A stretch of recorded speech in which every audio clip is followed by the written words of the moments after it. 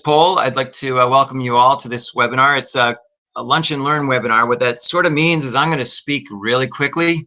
I'm going to throw a lot of content at you as quickly as I can.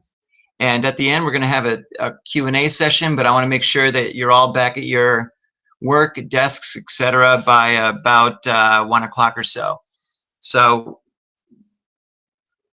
we'll get cranking right about now. I'm going to stop the poll, and I hope you all had a chance to actually, I'll keep it rolling for one more second. Anyway, what we're going to talk about today is a topic that really some people don't necessarily pay much attention to, but in my opinion, it is absolutely essential.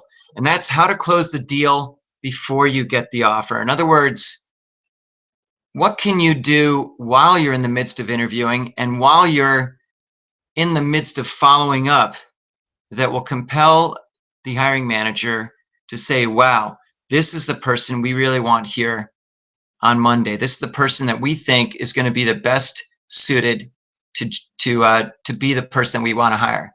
So what are the things that you can do to make that happen? Well, look, in my opinion, following up after the interview is one of the most essential, if not the most essential thing to do, because quite frankly, that's where a lot of people bobble the ball. They're not sure if, for example, they said the right things during the interview. They're not sure if, how many times have you left an interview saying, geez, I have no idea how I did. I have no idea how they perceived me. I'm not really sure whether I'm going to get the offer or not. Do me a favor and throw in that chat box when you have a chance and just say yes or no if you've ever left an interview not really being sure how you did. Go ahead and then throw that in there.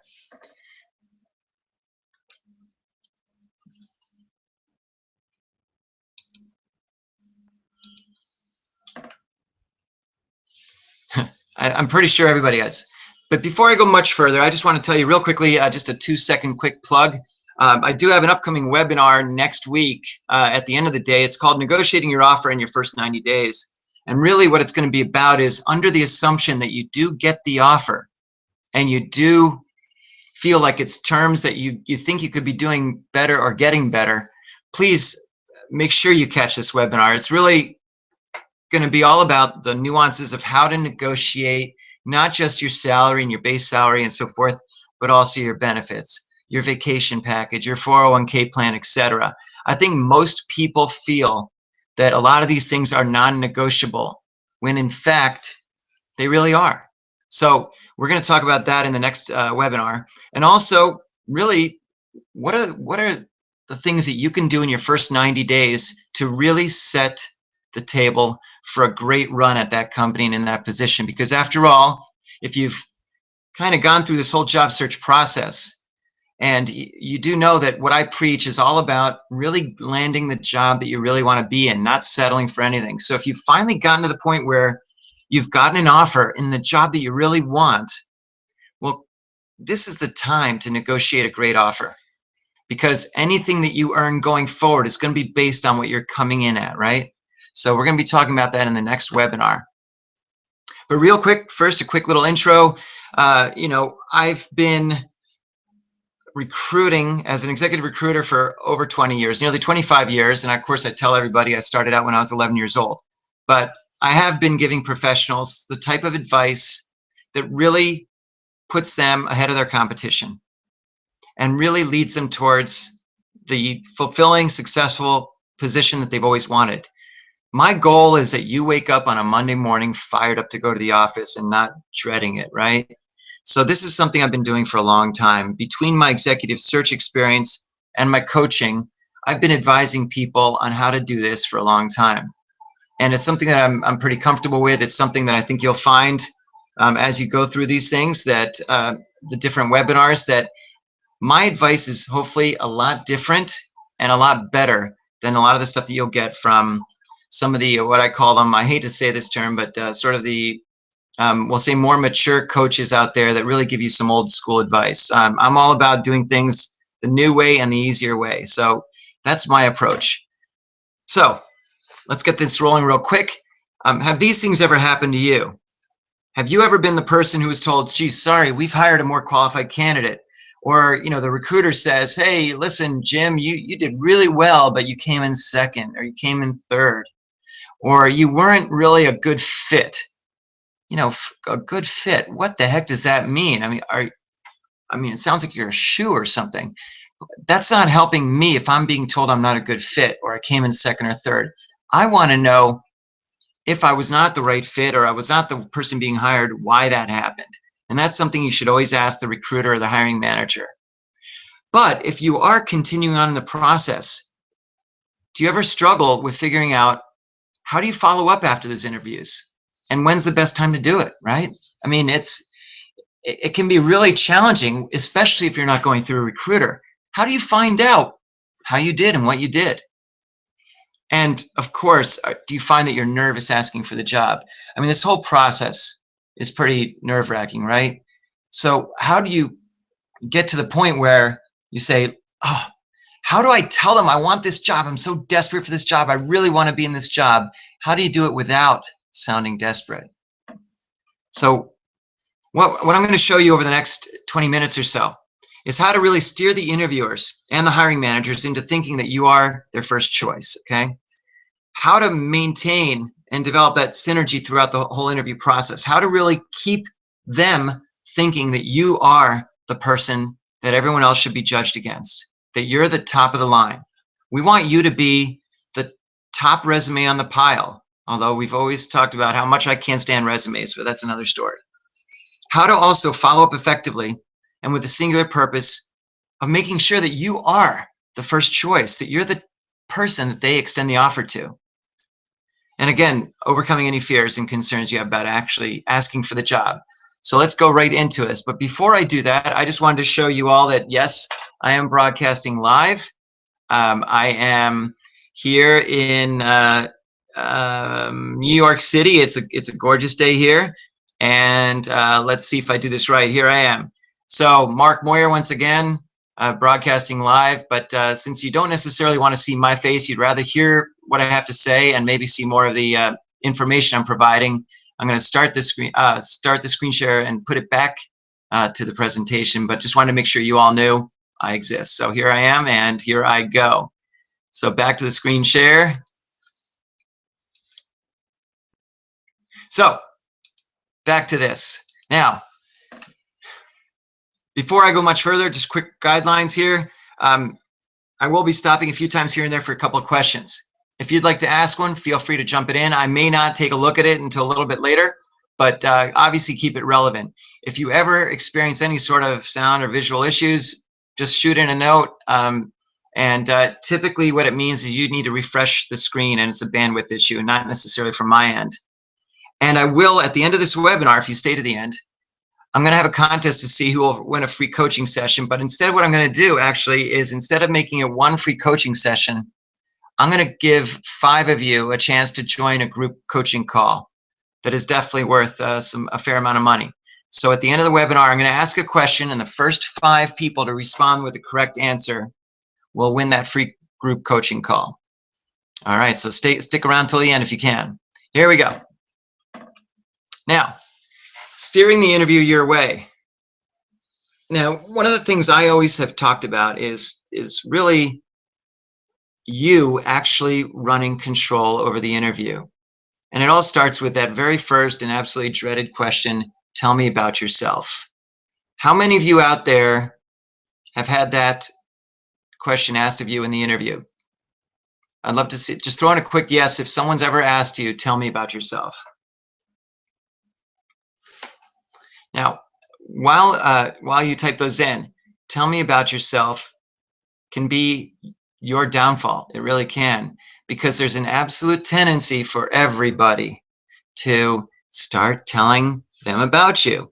Well, when I first got out of college, I thought it was a great idea to blah, blah, blah, blah, blah. And then I went to blah, blah, blah, blah, blah. Well, the thing is, after that first or second blah, blah, blah, I'm telling you, you're completely losing your audience, your person that you're meeting with, the hiring manager, the human resources person. Now, a lot of times they ask you that simply because they don't really know what else to ask you, and they just want to get a general feel of what you're all about. But there's a tendency, right, to really sell yourself. And you know how I feel about selling yourself. I hate people that spend time selling themselves. All you need to do is, as I like to say, allow yourself to be bought. Only offer them the things that they want to hear, not all the other stuff. I promise you, no one cares that you saved your company $11,000 because you found a new way to make the copier machine work better. No one cares about things like that. They only care about relevant items that directly impact how you will do your job when you start with them on Monday morning, right? And none of this other stuff. So when they say, "So Bob, so Nancy, tell me about yourself," instead of telling them about yourself, I always suggest you come back with a question like this. Say, "Well, you can see from my resume, I've done a lot over the course of my career. Is there anything specific you'd like to hear me talk about?" That's an awesome answer, because what you're doing is you're basically letting them off the hook. You're letting them avoid having to listen to you go on and on and on, right? So make sure by answering with that, they will say, "Well, actually, I saw that you used to work at Morgan Stanley a few years ago. My sister worked there also. Would love to hear, what it was like back then." Or, "I see most recently you were at Colgate Palmolive. I was always wondering how they did ABC over there." But what you're doing there is you're allowing them to simply ask you one or two questions about your background that's relevant, and not necessarily having to listen to you go on and on and on about your background. A lot of times you'll hear a recruiter or human resources or even the hiring managers say, "Well, listen, walk me through your background." Well, that's the part where you should jump in and say, "Is there anything specific you'd like me to focus on?" Because clearly they're going to ask you to focus on something that has direct impact on what you will be doing there. Okay. Another thing to do is to always use phrases that will steer the interview in your direction, will make you a presumptive choice. Like, "If I'm the candidate you hire, I plan on doing this," or "What I would do in this case is," because what you're doing there is you're sort of doing almost like a subliminal sort of injection into their brain that you're the person that's going to sit in that chair Monday morning. So again, use those phrases. Make sure you steer the interview your way by telling them only about the things that they really want to hear about in your background, and really anticipate what the hiring manager is looking for as a candidate, and obviously address those qualities, that skill set. Again, allow yourself to be bought. Don't sell yourself. That's one of my big mantras. Before I go any further, do you have any questions about that that's specific to this chunk here?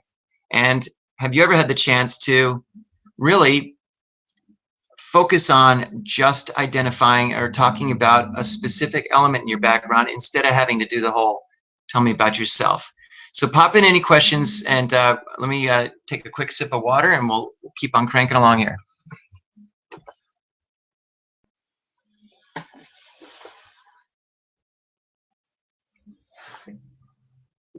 All right, great. Obviously, I'm thrilled that nobody has any questions. We're cranking along right now. So, how do you follow up after your interview? Let's say the interviews have gone well, and whether you're going through a recruiter or you're going direct to the hiring manager, and you're hearing from the hiring manager or HR, and they're saying to you, "Hey, you did well. Thanks for coming in." Or maybe you haven't heard anything, but you've just interviewed and you feel pretty good about it. Well, how do you follow up after that interview? Well, as I say in big giant letters here, do not send a thank you note. People all freak out. "What do you mean, don't send a thank you note?" Well, what I mean by that is send an email that highlights what you bring to the table as it pertains to the position. Send them a note that says, "Hello, Bob. Thank you so much for sharing your time with me earlier today. I wanted to reiterate my strong interest in this position, as I feel that between the transitions that you guys are facing in terms of having to adopt to certain SEC guidelines and the regulatory framework, and thinking about the work that I did when I was with the SEC a couple of years ago, I feel that this could be a very good combination. I look forward to the next steps in the process here.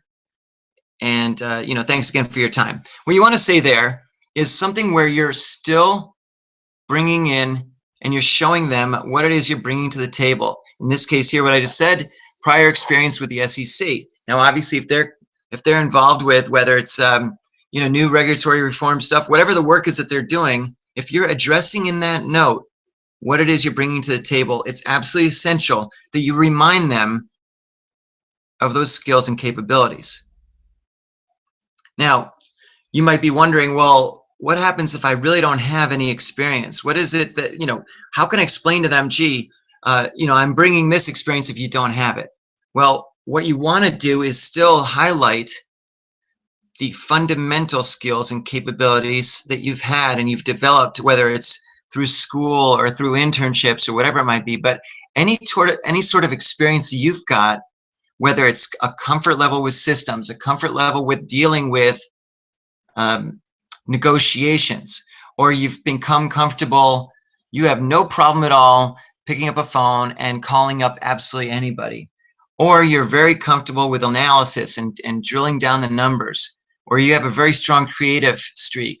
These are all skills. Now, keep in mind that a hiring manager simply wants someone to show up Monday morning, sitting in that chair, that can do the job, do it right, do it with hopefully a smile and a positive attitude, someone who will bring up the attitudes and raise the attitudes of everybody else. Someone's going to be a positive influence and somebody who's going to make that manager look good, right?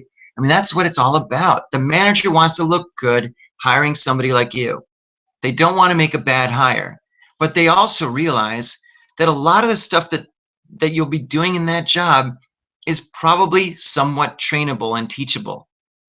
So they are going to hire the person they feel the most comfortable with, not necessarily the smartest or the best at the tech stuff or the best at being a schmoozer, whatever it might be, but the one that they feel the most comfortable with, right? So make sure that you always keep that in mind, that, again, you want to identify in advance of your interview what it is they're going to be looking for, and then feed that to them during the course of the interview. And then when you're following up, address that stuff. You say, look, Jimmy, I noticed that, when we were speaking, you were talking about how the expansion into Europe isn't going as fast as you'd anticipated.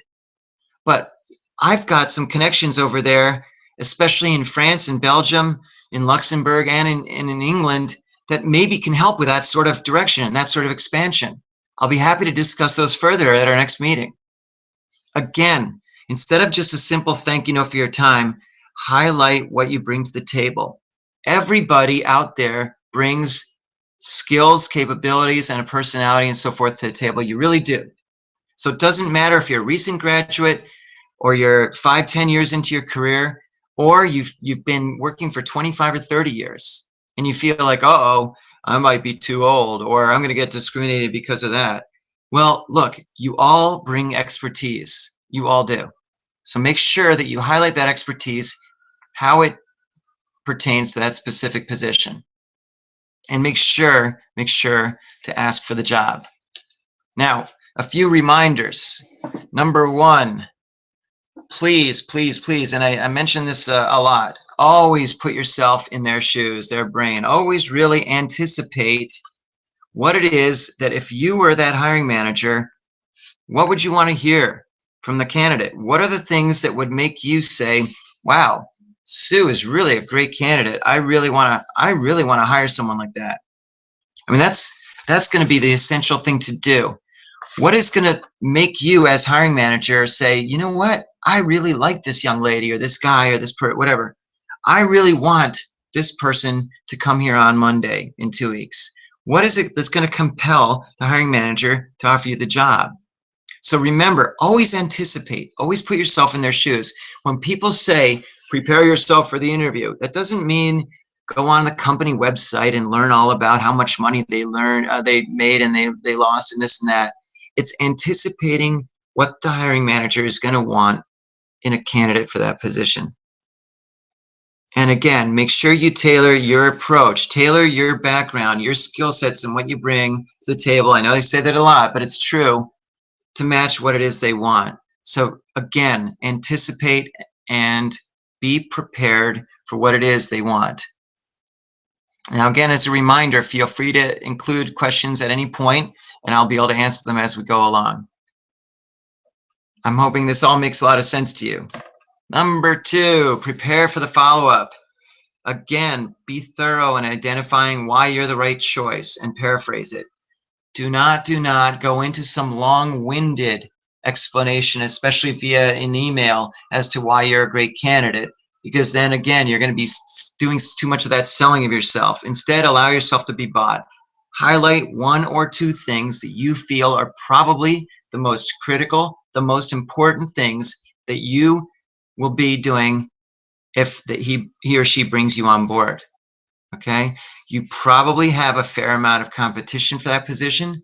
So I promise you, it's extremely likely that nobody else you are competing with, unless they're being coached by me, of course, or they're on this webinar, but nobody else is going to be addressing what they bring to the table necessarily in that follow-up. In fact, especially now, most people don't send follow-up emails or notes.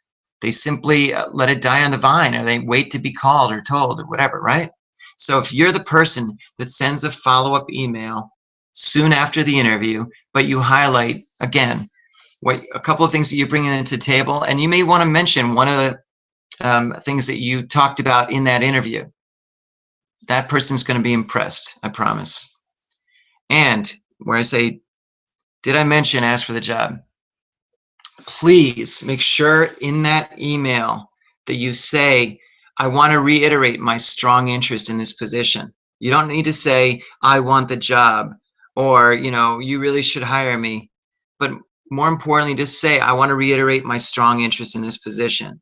You don't need to say, you're my first choice. You don't need to say, I will accept an offer if you give it to me. But just reiterate your strong interest in the position. Now, some people say, other people, other fellow coaches and so on will say, look, why don't you make sure you ask them, do you have any concerns about me as a candidate here? I can't stand that one, because in my opinion, if they do have concerns, it's almost like you're bringing up to the forefront any concerns they have. And I know some people will say, well, yes, but then you can address them. But in my opinion, if you throw enough at them in terms of what you're bringing to the table, they should supersede any possible concerns they may have. So I'm not convinced that that's the right way to go. But again, with that follow-up, again, I can't reiterate how important it is to follow up with that. Now, one more reminder for you. Positive impressions. Look, first, last, and only ones that you get you into the job. Try to consistently throughout the interview process have a cup half full mentality. Consistently put yourself in that chair at the desk on Monday morning in their mind, but also include with those thoughts the positive reasons why. In other words, highlight previous instances in your career where you've made a positive impact, where you have been the person that drove a project to great success, or you led a team into achieving great financial results for the company, or you were a person that was able to get a big project done under budget and before deadline. Again, highlight positive elements and keep that positive mentality throughout, okay? And again, I know I'm saying it here, but please be clear to the manager that you're capable of meeting the job objectives. Yes, there are going to be certain job requirements that obviously have to be done. And the fact that you're being interviewed for the job means that that person probably thinks that you're capable to a certain extent or a great extent to do the job and to do the requirements, right? They're not going to bring you in if they think you have no prayer of doing the job. So go into that meeting realizing that you certainly have a very good chance at getting the position and getting the offer. that even if your competition seems to be much smarter, have much more experience, much more whatever, the fact remains that you can absolutely knock them out of the running and be the leading choice, especially if you are consistently throughout the interview process putting in their minds that you're the right person for that job, and then you follow it up with a very strong email slash sort of almost like a marketing pitch that's convincing them that you're the right choice. And remind that hiring manager that not only are you going to be doing a great job at that position, but best of all, you're going to be taking a lot of the responsibilities off of their shoulders. You're going to be taking a lot of their work off of their plate. And again, managers love to look good in the whole process. They want to make sure that they can show very senior management that they made a great hire by hiring you. So please keep those things in mind. Now, one of the other things is I want to make sure I address that I haven't written on a slide here is how do you know when to follow up and after the fact, and how do you keep on them? Well, this is a very important point to make, and I want to make sure you take good notes on this one here. People say, well, gee, I sent that follow-up email, Mark, and I sent it, pretty soon after I was on this interview, but I haven't heard anything from them they didn't reply to that, and I haven't heard in 3 days, 4 days, 5 days, X amount of days. What should I do? When should I go back to them and ask them, hey, what's the scoop? What's going on? What has that ever happened to you? Put a quick yes in the chat box there. If you've ever been in a situation where, oh my God, I don't want to be too pushy. I don't want to knock myself out of the running. When should I reply? When should I answer? When should I get back there?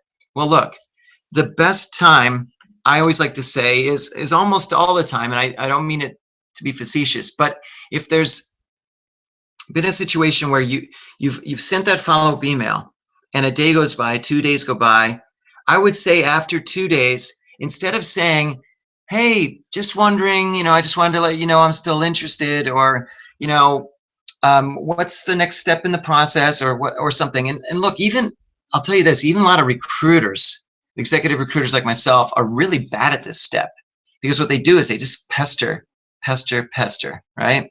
Well, that's not going to win you any points. What will win you points is if you reach out to them with a question that has nothing to do with your specific interview status.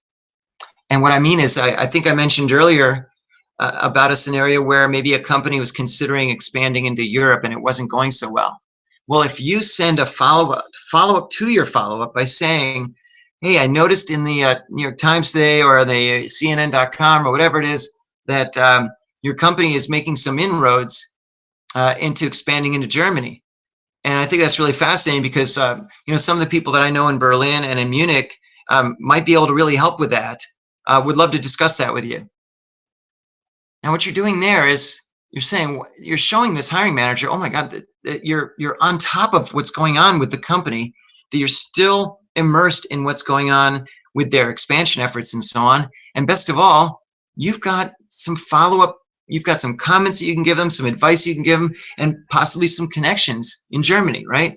So make sure that you come back with something that's not involved. Don't say, oh, I was just wondering what's going on with my interview, or what's going on in the hiring process, but instead say, hey, I happen to be reading blank or watching this on TV or whatever, and I see that you guys did blank. Or you can say, listen, just wanted to remind you that I know some people in Europe that might be able to really help out with your firm's expansion there. If you do it that way, and you're highlighting something connects directly with the interview and the job, then it's almost like it's almost a big giant slap to their head. We're like, oh my gosh, that's right. I totally forgot about Bob or Sue or Nancy or Jim. That person's really a strong candidate. I should really, I'm definitely going to answer them with that. Instead of, look, as a hiring manager, I'd be really hesitant to answer somebody like, oh, hey, I'm just wondering how things are going. I'll be like, yeah, well, I'm still thinking about things. But if I'm getting the question about something directly pertaining to the job, that's going to get me pretty fired up as a hiring manager about you. Just put in a yes or no if that makes sense. I just want to make sure we're all on the same page here. I'm going to take a little sip real quick, and make sure to throw in another question or two if you've got them right now.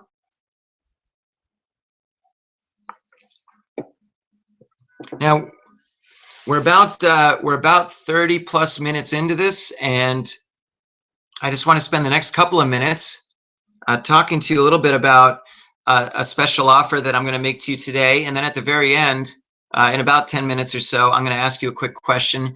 And again, I'm going to give away to the first 5 people that reply the correct answer a chance to join a group call that I'll be having soon. That's something that I usually charge a few $100s for. So what I'm going to offer you today, one of the things that I do with these quick lunch and learn webinars is to really throw a fair amount of pretty good content at you. Trust me, this sort of content, it is available for free today, but typically people pay a fair amount of money for this. And my one-on-one personal coaching sessions that I do with mid and senior level of executives, it can be fairly pricey, and I realize that. Obviously, I think that an investment in your career by using career coaching, whether it's somebody like myself or somebody else, can repay itself many, many, many times over in terms of increased amount of offer, or just getting an offer in a job you really want to be in. So what I'm going to be offering to you today is really a lot of the content that I already I provide to my one-on-one coaching clients, but I'm doing it in this sort of format. And my next webinar, I'm going to be doing an hour long, and it's going to be covering really some great content, how to negotiate your offer and your benefits and so on, and really how to really start your first 90 days.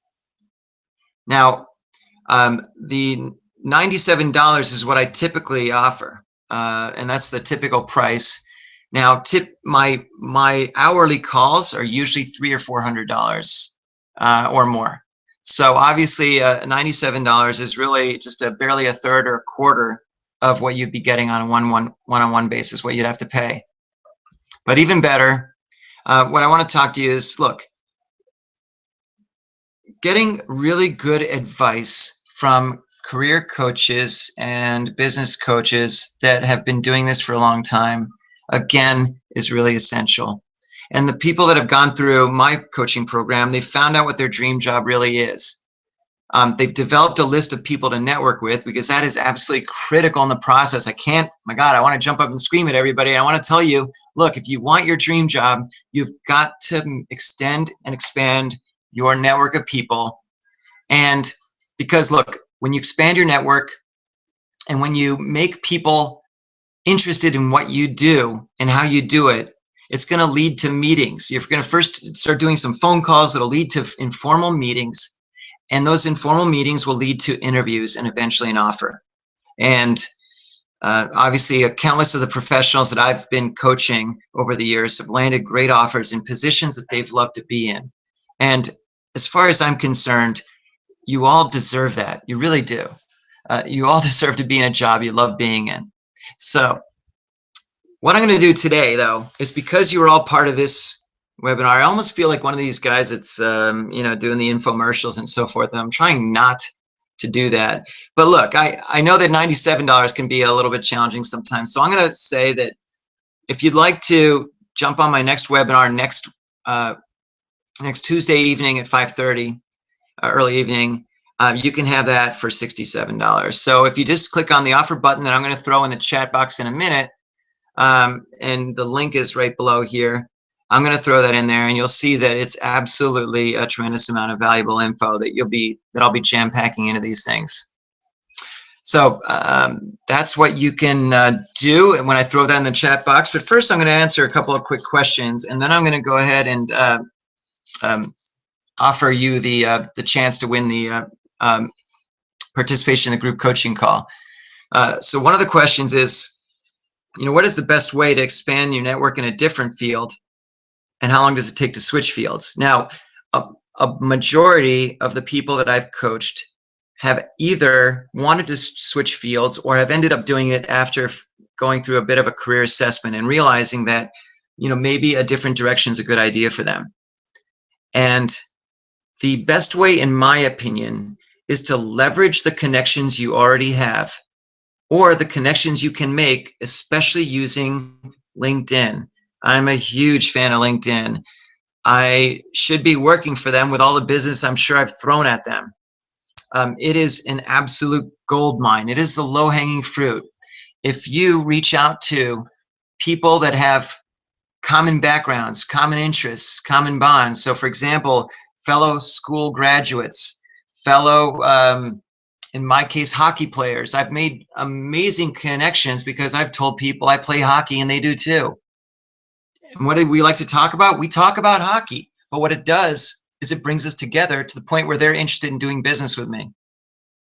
The same thing goes if you went to the same college, university, or the same high school, or you both happen to live in a very unique place. Whatever the bond or the connection is, if you reach out to people and you address that and you personalize your invitation, these are all things that I talk about in other webinars, but if you personalize the invitations and you get them to connect with you, you're off and running, because then you establish that professional rapport. Then you ask them for their advice and insight into what it's like to be in that industry, and you're off and running. Because again, as I mentioned to you earlier, people get hired because the person feels that they're the right fit. And I don't mean it by a shoe fit, but the personality and the mental and physical and personality strengths that you bring to the table. Now, I'm gonna give you another few seconds here. We got about 3 minutes left to see if there's any other questions that you want to throw in the chat box there. Again, I really appreciate you sharing your time today. And this is, again, I try to throw a lot of value at you in a quick, short amount of time. I know that we're all pretty swamped, and so it can be challenging to get through the day. But if I don't have any other questions in the next few seconds or so, I'm gonna ask the question that for the first 5 people that reply with the correct answer, again, you will get the opportunity to join me on my next group call. So if you're ready for that question, put a big yes in the chat box there, and I'll ask it.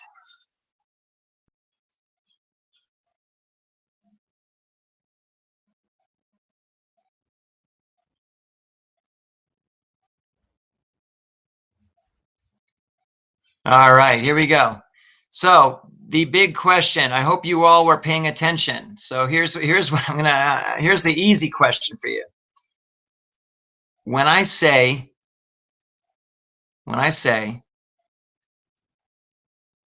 don't sell yourself in the interview, what's my catchphrase that I say instead? Don't sell yourself, you should blank. Fill in that blank, and the first 5 that respond correctly get access to the call.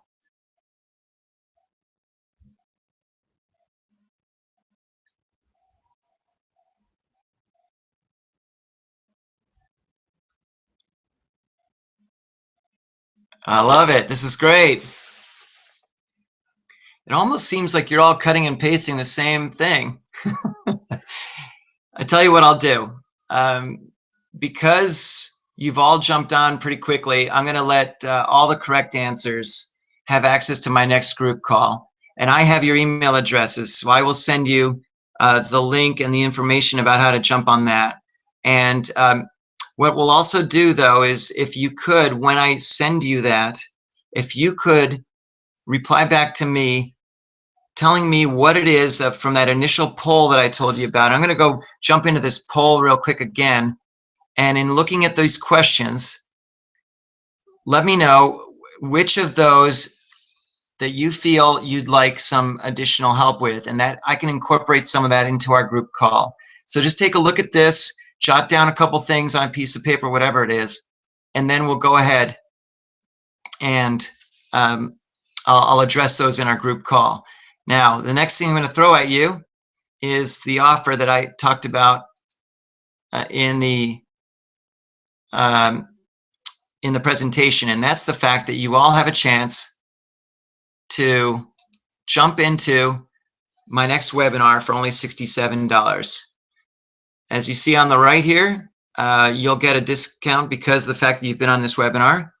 Just click on the Save My Spot. It'll show you a little bit of the description in a separate window of what the webinar is all about.